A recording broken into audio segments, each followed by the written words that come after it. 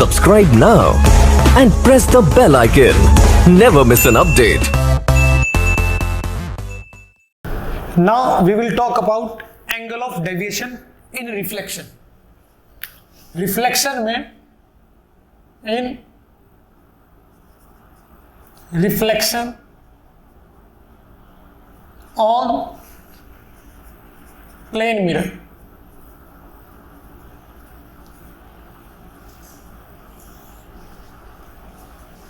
Plane mirror पर reflection होने पर डेविएशन कितना आता है, ठीक है। समझेंगे पहले आप कि ये आर्टिकल है क्या। मान लेते हैं कि ये एक मिरर है, plane mirror.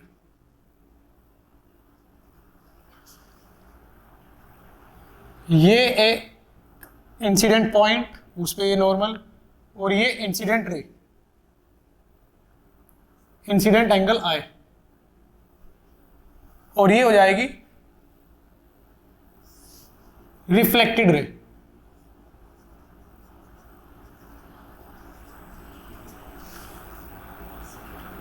Angle of reflection जो कि आई के बराबर ही आएगा। अगर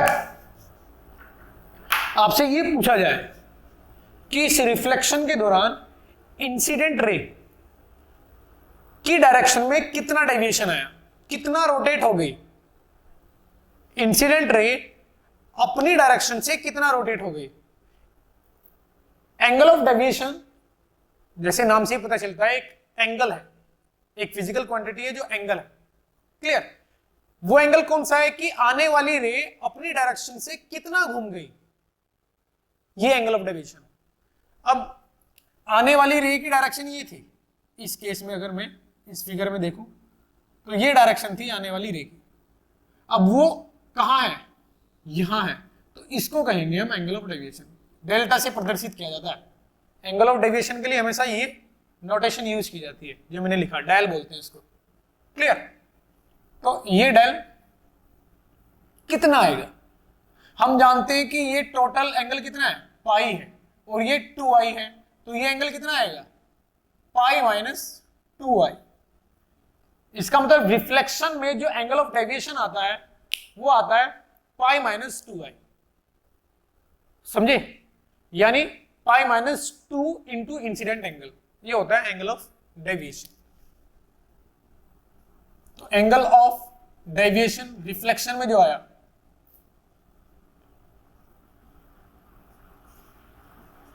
पाई माइनस 2i। क्लियर। आपसे यही पूछा जाएगा, और इसमें डायरेक्शन भी बतानी होती है कि ये जो रोटेशन हुआ इंसिडेंट रे का रिफ्लेक्शन के बाद, ये क्लॉकवाइज है या एंटी क्लॉकवाइज। तो आपको ये भी बताना होता है कि ये एंटी क्लॉकवाइज रिफ्लेक्शन है, ये एंगल एंटी क्लॉकवाइज है या क्लॉकवाइज है। आप लिख के बता सकते हो या ऐसे नोटेशन में बता सकते हो, ये एंटी क्लॉकवाइज है। क्लियर। तो अब इस पे हम क्वेश्चन लगाएंगे, देखिए कैसे सॉल्व करते हैं। एग्जाम्पल,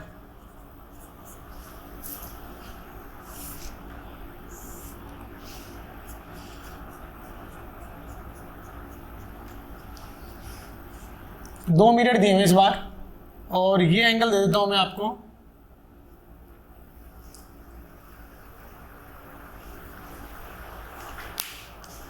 सोचने दो।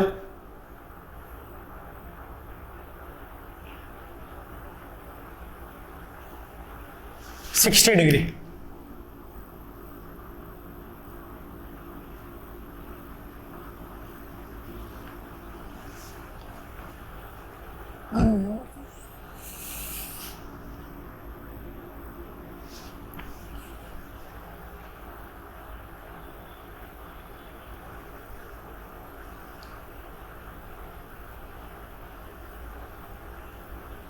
ओके, और यहां दे देता हूं मैं इंसिडेंट रे।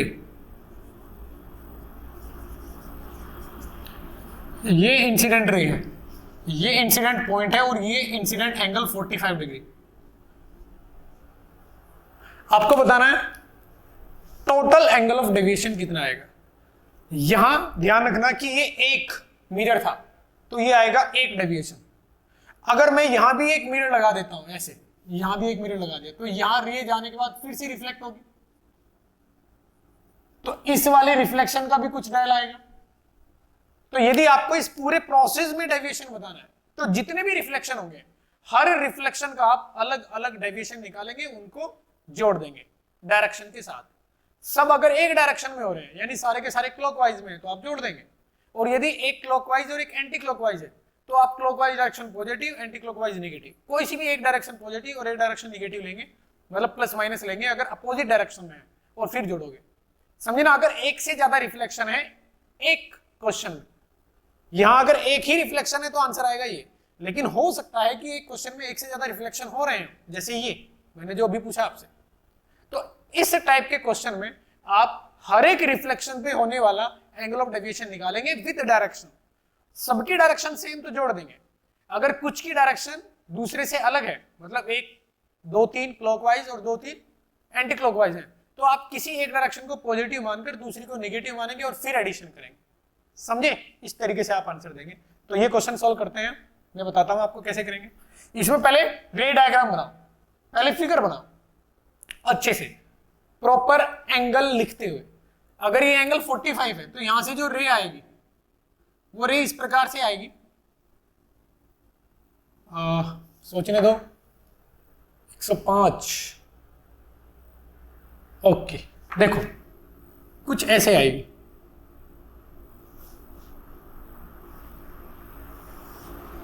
रिफ्लेक्शन के बाद ऐसे रे आएगी, और फिर यहां भी रिफ्लेक्शन होगा।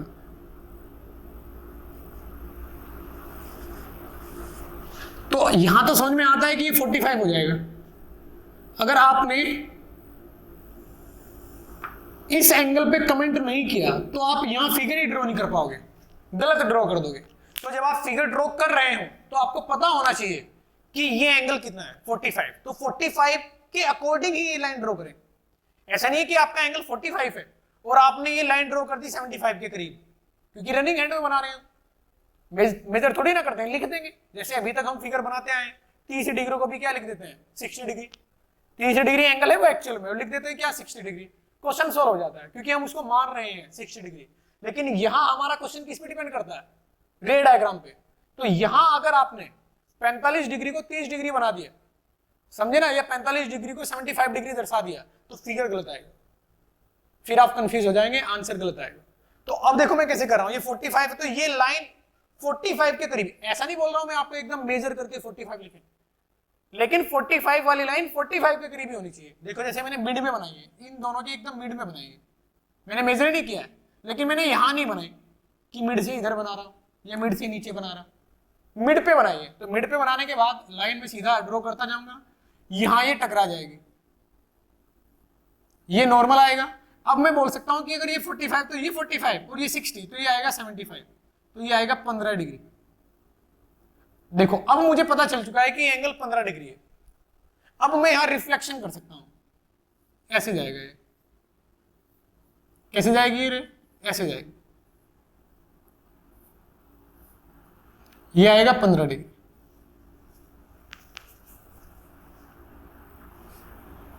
ये एंगल 45 है और ये 30 डिग्री है, इसका मतलब ये लाइन इसके पैरेलल नहीं रहेगी, थोड़ा नीचे रहेगी। समझे? इन चीजों का ध्यान रखना है जो मैंने अभी बोला।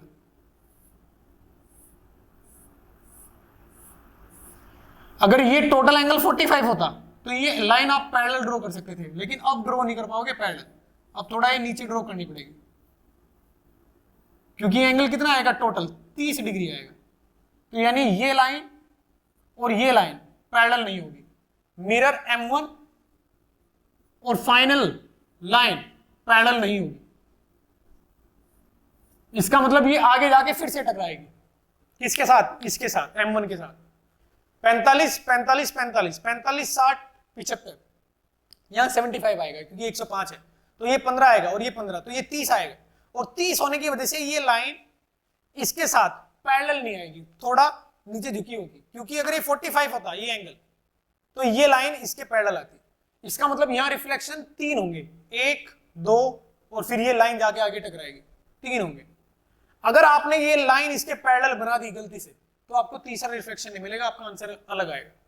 तो यहां आपको बताना है जितने भी रिफ्लेक्शन इस सिस्टम में हो रहे हैं सभी रिफ्लेक्शन से टोटल एंगल ऑफ डेविएशन। तो यहां डेल्टा 1 क्या क्या लिखोगे आप? डेल्टा 1 लिखोगे पाई माइनस 90 पाई बाई 2 और किधर क्लॉकवाइज डायरेक्शन। फिर यहां लिखोगे del 2 pi minus incident angle का दुगना यानी 30 डिग्री पाई बाई 6। ये भी क्या है क्लॉकवाइज, ये आएगा एंटी क्लॉकवाइज डेल 3।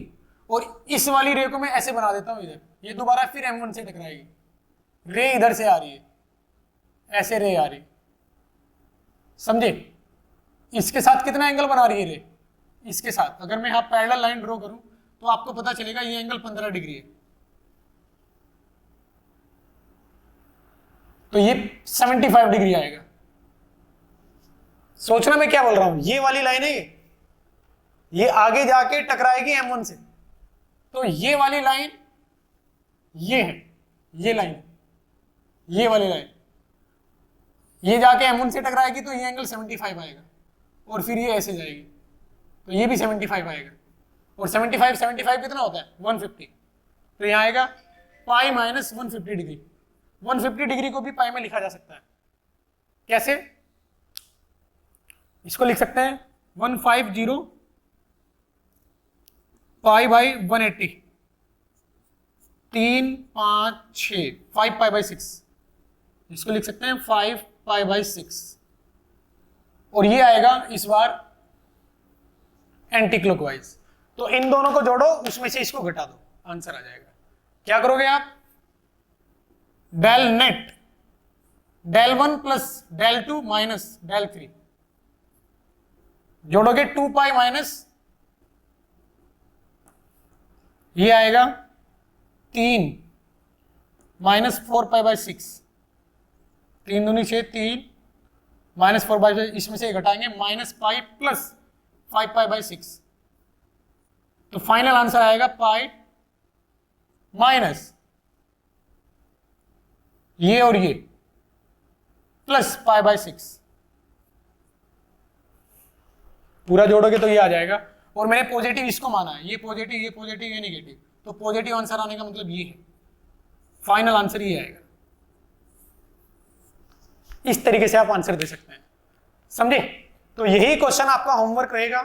अगर इस 45 जो एंगल है, इस 45 एंगल को 30 डिग्री बना दिया जाए, 45 एंगल को 30 डिग्री बना दिया जाए, तो ये आपका होमवर्क है, समझे? Okay, good morning students. Now we are going to start a new chapter, that is reflection on spherical surfaces. इसमें पहले हम स्फेरिकल सरफेस जो कि रिफ्लेक्शन शो कर सकता है वो किस प्रकार का होता है, कैसे बनता है, उसकी बात करेंगे। स्फेरिकल मिरर कैसे बनता है? वो ऐसे बनता है कि यदि मेरे पास एक ग्लास स्फेयर है, ग्लास स्फेरिकल थिन शेल, ये है मेरे पास, ये शेल है थिन ग्लास की बनी हुई। अब इसको मैं यहां से काट देता हूं, ऐसे मैंने इसको काट दिया। अब ये जो पोर्शन मेरे पास बनता है ए बी पोर्शन, अब इस ए बी पोर्शन को मैं यहां देखता हूं, ये ए बी पोर्शन है। अगर इस ए बी पोर्शन पर मैं बाहर की ओर पॉलिश कर देता हूं, सिल्वराइजिंग कर देता हूं बाहर की ओर, तो इसको हम कहते हैं कॉनकेव मिरर। इसका नाम होता है कॉनकेव मिरर। और यदि इसमें पॉलिशिंग अंदर की ओर किया जाए तो इसका नाम हो जाता है कन्वेक्स मिरर। आप ये याद रखेंगे, समझे?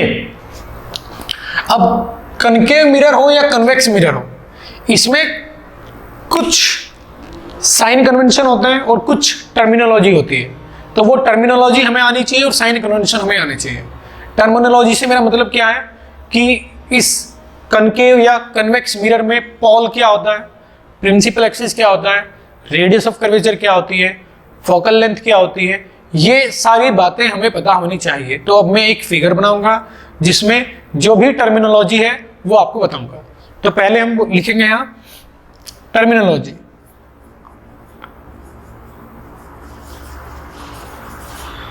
इन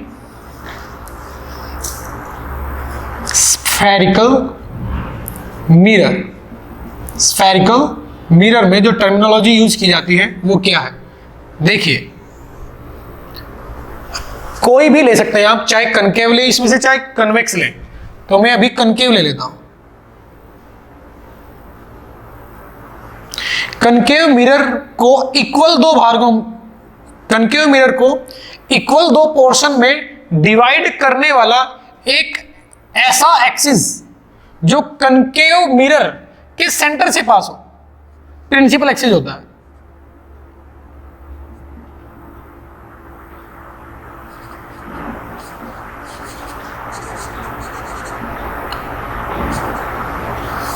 समझ में क्या बोला मैंने? कनकेव मिरर जो आपके पास है उसको इक्वल दो भागों में डिवाइड करने वाला एक ऐसा एक्सिस जो कनकेव मिरर के सेंटर से पास हो। ये कनकेव मिरर जिस सर्किल से निकला है, ये कनकेव मिरर जिस सर्किल से निकला है उसका कहीं ना कहीं तो सेंटर होगा, यानी इस कर्वेचर का कहीं ना कहीं तो सेंटर होगा। उस सेंटर से पास होने वाला और इस मिरर को इक्वल दो भागों में डिवाइड करने वाला जो एक एक्सिस होगा उसको प्रिंसिपल एक्सिस बोला जाता है। प्रिंसिपल एक्सिस और कनकेव मिरर का जो इंटरसेक्शन पॉइंट है उसको पोल बोला जाता है, पी, पोल। क्लियर?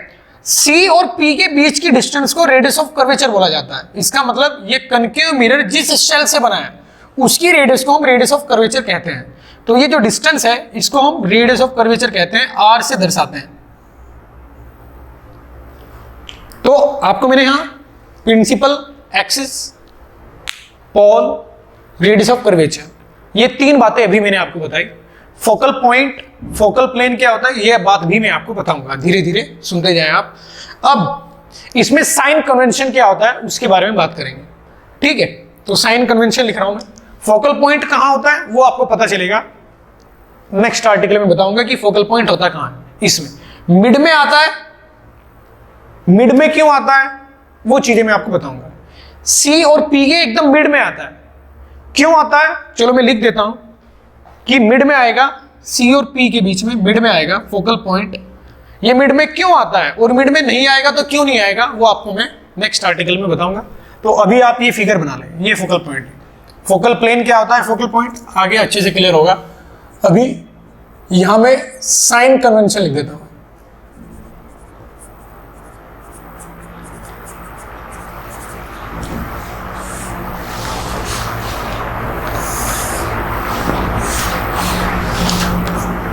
ये मिरर ऐसा नहीं है कि बातें में सिर्फ और सिर्फ कनकेव मिरर के लिए ही सकती हैं, चाहे आप ये मिरर कन्वेक्स रखें चाहे कनकेव रखें, ये टर्मिनोलॉजी और साइन कन्वेंशन सेम रहेगा।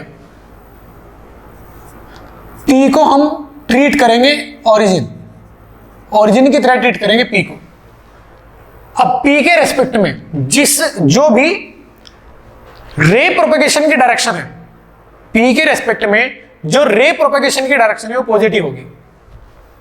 जैसे ऑब्जेक्ट इधर रखा हुआ है, मान लेते हैं ये ऑब्जेक्ट है, तो ऑब्जेक्ट से रे ऐसे चलेगी, तो यानी ये वाली रीजन पॉजिटिव रीजन होगा, क्योंकि प्रोपेगेशन की डायरेक्शन क्या है, ये है रे प्रोपेगेशन डायरेक्शन, ये है, तो ये हो जाएगा पॉजिटिव,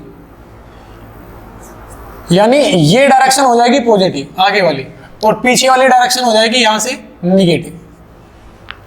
यानी पी से आगे वाली लेंथ आप पॉजिटिव लोगे और पी से पीछे वाली लेंथ आप निगेटिव लेंगे। जिस डायरेक्शन में रे जाती है उस डायरेक्शन को पी के रेस्पेक्ट में पॉजिटिव माना जाता है।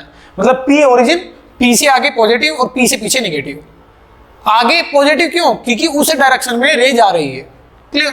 अब पी से ऊपर वाला रीजन, जो ऊपर रीजन है वो पॉजिटिव और जो नीचे वाला रीजन है वो नेगेटिव। मतलब प्रिंसिपल एक्सिस से ऊपर वाली हाइट, अगर आपको हाइट लिखनी हो तो प्रिंसिपल एक्सिस से ऊपर वाली हाइट पॉजिटिव लिखोगे आप, और नीचे वाली हाइट नेगेटिव लिखोगे आप। प्रिंसिपल एक्सिस से नीचे वाली हाइट नेगेटिव और ऊपर वाली हाइट पॉजिटिव।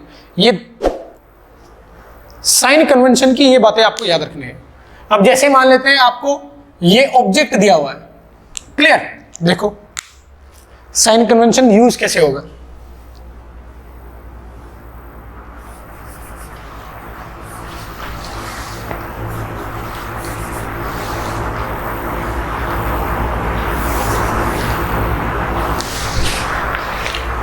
मान लेते हैं कि हमने ऑब्जेक्ट की हाइट ये ली और ऑब्जेक्ट P से U डिस्टेंस पीछे रखा हुआ है। हम हमेशा ऑब्जेक्ट की डिस्टेंस को U से दर्शाते हैं, समझे। ये डिस्टेंस मान लेते हैं आपको x दी गई है और इस मिरर ने whether it is concave whether it is convex, चाहे कन्वेक्स है चाहे कनकेव है, इसने मान लेते हैं इधर बनाया इमेज, मान लेते हैं कि इमेज इसने इधर बना दिया, ये इमेज बना दिया। यहां आप चाहे कनकेव रखें चाहे कन्वेक्स रखें, मैं जस्ट एक एग्जांपल ले रहा हूं। ऐसे जरूरी नहीं है कि ऊपर की ओर जो ऑब्जेक्ट है उसका नीचे ही बने इमेज, ये मत समझ लेना, मैंने जस्ट एक जनरल एग्जांपल लिया है, ठीक है। यहां एक बॉक्स है, इस बॉक्स में आप कनकेव या कन्वेक्स कुछ भी रख सकते हैं इस बॉक्स के अंदर।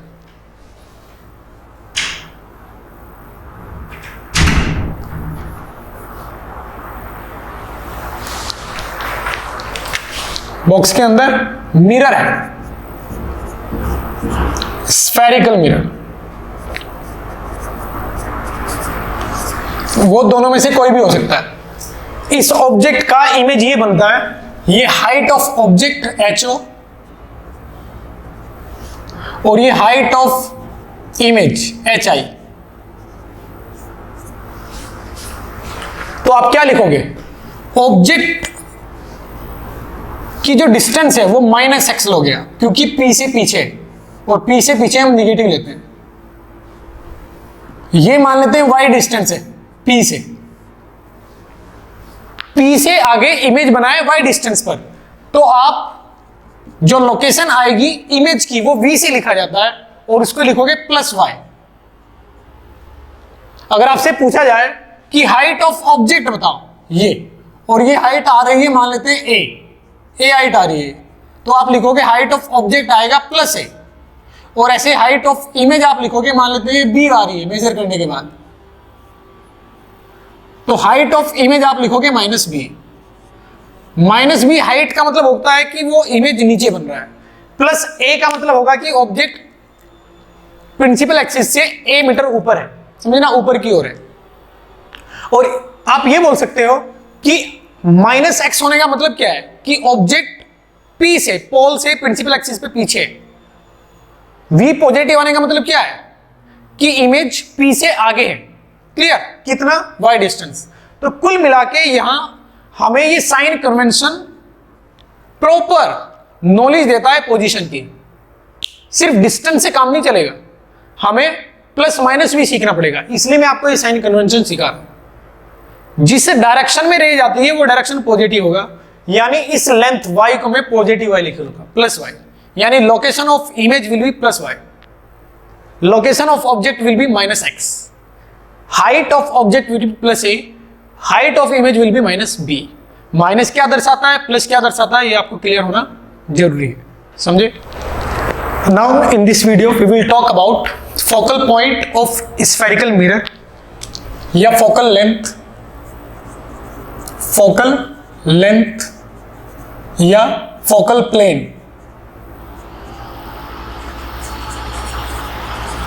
ये क्या होते हैं, एक स्फेरिकल मिरर के लिए ये इस लेक्चर में हम बात करेंगे। मैंने क्या किया, एक मिरर लिया, concave mirror, principal axis draw किया, एक सेंटर ऑफ कर्वेचर ड्रॉ किया, और अब एक रे को प्रिंसिपल एक्सिस के पैरेलल इंसिडेंट किया। फोकल पॉइंट क्या होता है, अगर मैं इसकी डेफिनेशन पे जाता हूं, कोई भी ऑप्टिकल इंस्ट्रूमेंट के लिए एक प्रिंसिपल एक्सिस एग्जिस्ट करेगा और प्रिंसिपल एक्सिस के पैरेलल आने वाली रे रिफ्लेक्शन या रिफ्रैक्शन के बाद प्रिंसिपल एक्सिस से जहां भी टकराती है वो उस इंस्ट्रूमेंट का फोकल पॉइंट होता है। दोबारा फिर सुनो क्या बोल रहा हूं मैं। ऑप्टिकल इंस्ट्रूमेंट क्या क्या हो सकते हैं? Concave mirror, convex mirror, concave lens, convex lens, कोई भी टेलीस्कोप, कोई भी माइक्रोस्कोप, समझे, आईज, कुछ भी, या combination of lens and mirror, ये भी चीज आएगी। तो इस टाइप की जितनी भी चीज मैंने बोली है, अगर इसमें आपको बोला जाए कि फोकल पॉइंट बताओ, तो फोकल पॉइंट हमेशा आप जो इंस्ट्रूमेंट आपको दिया गया है उस इंस्ट्रूमेंट पर इंस्ट्रूमेंट के प्रिंसिपल एक्सिस के पैरेलल रे इंसिडेंट करेंगे और वो रे प्रिंसिपल एक्सिस को जहां भी कट करती है, रिफ्लेक्शन या रिफ्रैक्शन के बाद, समझे, चाहे रिफ्लेक्शन हो रिफ्रैक्शन हो, डिपेंड करता है कि इंस्ट्रूमेंट क्या ले रहे हो आप। तो आने वाली रे जो कि प्रिंसिपल एक्सिस के पैरेलल है, वो रिफ्रैक्शन या रिफ्लेक्शन के बाद प्रिंसिपल एक्सिस पर जहां टकराती है, जहां कट करती है, वही उस इंस्ट्रूमेंट का, उस कॉम्बिनेशन का फोकल पॉइंट होता है। तो यहां अभी इंस्ट्रूमेंट एक कनकेव मिरर है, मैंने incident ray parallel to principal axis maintain किया, एक रे इंसिडेंट की जो प्रिंसिपल एक्सिस के पैरेलल है, वो टकराने के बाद जिस पॉइंट से गुजरेगी वो फोकल पॉइंट होगा। इसका मतलब ये फोकल पॉइंट है एफ। यहां रिफ्लेक्शन के बाद ये प्रिंसिपल एक्सिस को एफ से कट कर रही है, एफ पॉइंट पर, तो ये पॉइंट क्या आएगा कि रिफ्लेक्शन के बाद वो कट कहां कर रही है, एफ पर, तो ये फोकल पॉइंट आएगा, समझे। तो मुझे सी एफ बताना है, सॉरी, मुझे एफ पॉइंट की लोकेशन बतानी है। वो कहीं से भी बता सकते हो आप, पी से भी बता सकते हो और सी से भी बता सकते हो। जो फोकल डिस्टेंस होती है वो पी से होती है, पी से, पोल से एफ के डिस्टेंस को हम फोकल लेंथ कहते हैं, इसको एफ से दर्शाते हैं, समझे। तो मुझे ये फोकल लेंथ के लिए सॉल्व कर रहा हूं। अब मैं ये आर्टिकल मैंने क्या किया, सी से ए डैश को मिलाया, तो ये नॉर्मल हो जाएगा इस पॉइंट पर, क्योंकि ये रेडियस होगी सी ए और C P, radius of curvature होगी आर। ये क्वेश्चन में भी दिया जाता है, स्फेरिकल मिरर की रेडियस ऑफ कर्वेचर मुझे दी जाएगी क्वेश्चन में, वो आर है, यानी सी पी और सी ए आर होगा, वो मैंने यहां लिख दिया, C P C A will be equal to radius of curvature. अब ये एंगल में थीटा मान लेता हूं, तो ये एंगल थीटा हो जाएगा, और ये थीटा है तो ये अल्टरनेट एंगल है, ये भी थीटा हो जाएगा। और अगर ये दोनों एंगल बराबर हैं तो मैं ये लिख सकता हूं कि सी एफ और एफ ए इक्वल है in triangle C F A. C F length will be equal to F A, क्योंकि ये बेस एंगल बराबर है और बेस एंगल आइसोसेल ट्रायंगल में बराबर होते हैं, तो सी एफ बराबर एफ ए में लिख सकता हूं। यहां से पता चल जाएगा मुझे कि सी एफ जो आएगा, सी ए जो आएगा, सी ए, इसका इस पे कंपोनेंट ले लेता हूं, ये लेंथ आ जाएगी सी एफ कॉस थीटा, और ये लेंथ आ जाएगी एफ ए कोस थीटा, और सी एफ और एफ ए बराबर हैं, तो मैं लिख सकता हूं 2cf cos theta.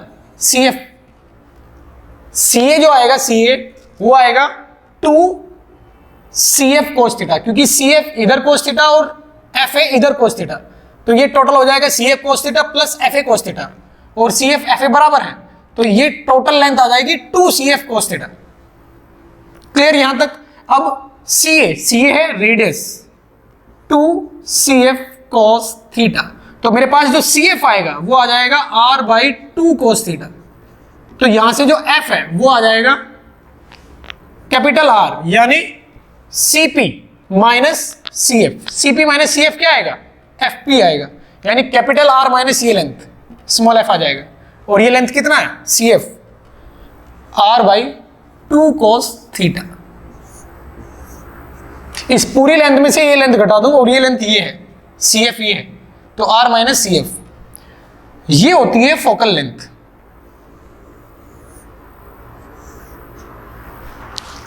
Clear?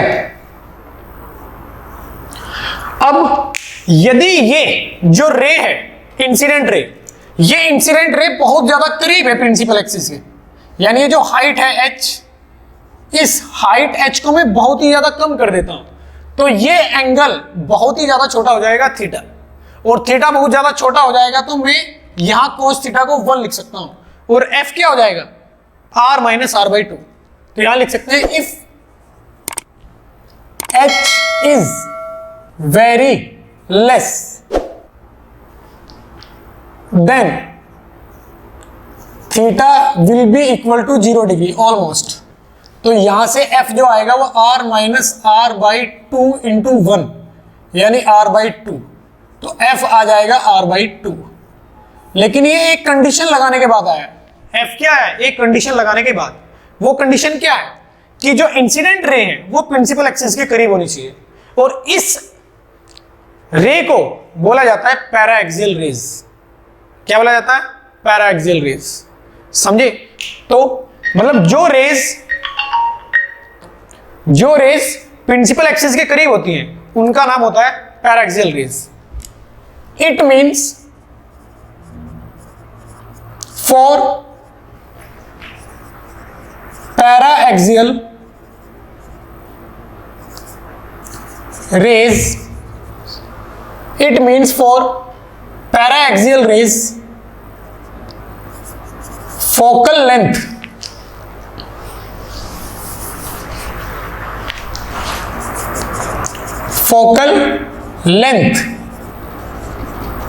will be focal length of any mirror,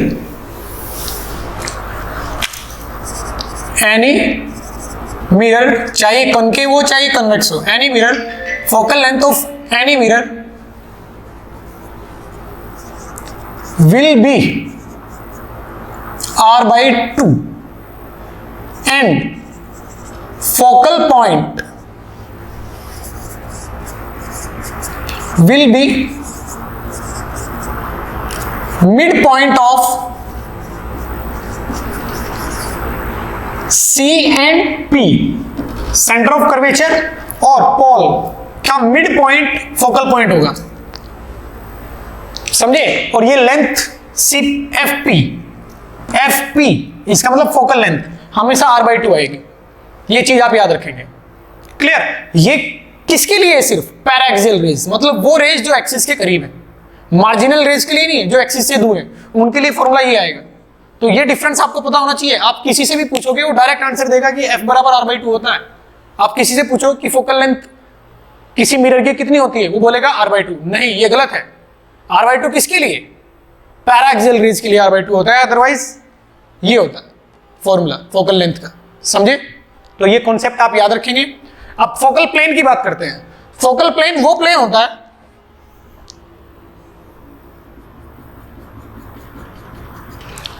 ये मान लेते हैं फोकल पॉइंट आ गया, ये मान लेते हैं सेंटर ऑफ कर्वेचर है, ये मान लेते हैं P है।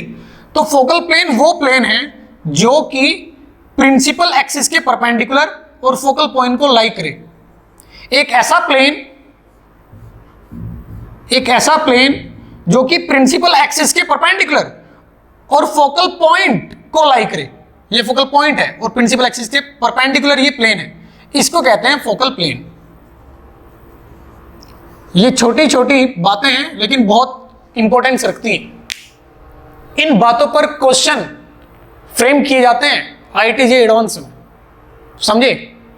नीट में थ्योरिकल क्वेश्चन, JEE मेंस में थ्योरेटिकल क्वेश्चन, लेकिन इन बातों पर IIT JEE एडवांस में न्यूमेरिकल क्वेश्चन पुट किए जाते हैं। लोग इनको छोटी छोटी बातें समझ के छोड़ देते हैं क्योंकि अभी सब क्वेश्चन तो करा नहीं रहे हैं, अभी तो थ्योरी है, तो इन चीजों को समझते नहीं है। IIT JEE इन पॉइंट्स पर ही क्वेश्चन फ्रेम करता है। समझे जो मैं आपको बता रहा हूं? तो इन चीजों को आप याद रखें।